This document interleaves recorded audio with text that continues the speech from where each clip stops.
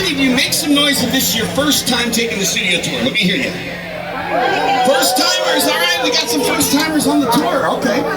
Now make some noise if you've taken the tour before.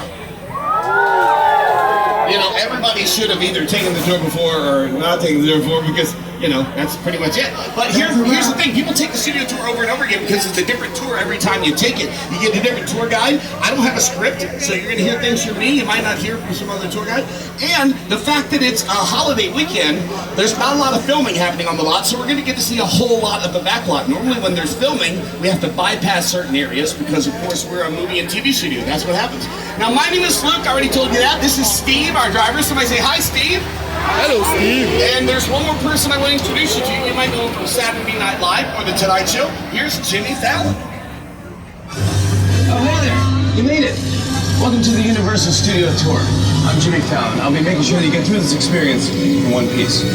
You've got the very best guide, Luke, and the greatest driver, Steve.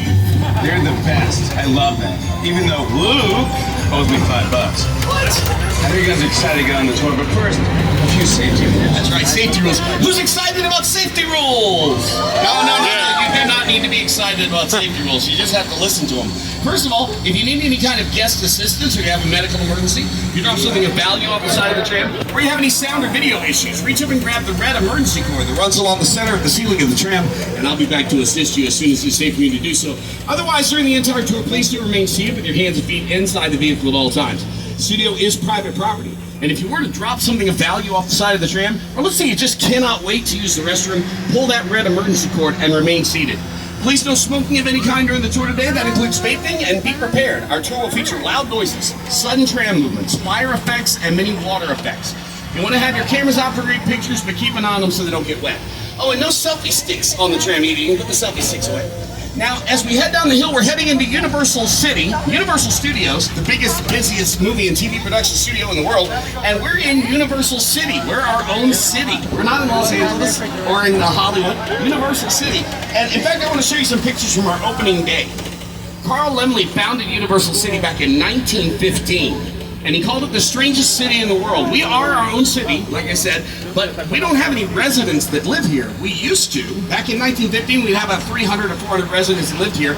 And because of that, we had to have our own mayor and our own chief of police.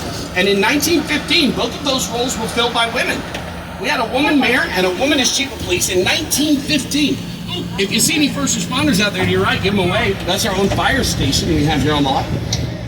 But 1915 was the suffragette movement. Women around the country were fighting for the right to vote. So the citizens of Universal City, we felt it was very important to have women in positions of authority, you know, to set a good example for the rest of that country. The country in that crucial time. Now, in 1915, we also had guests come on the lot. They paid 25 cents to get in. They'd get a free chicken dinner.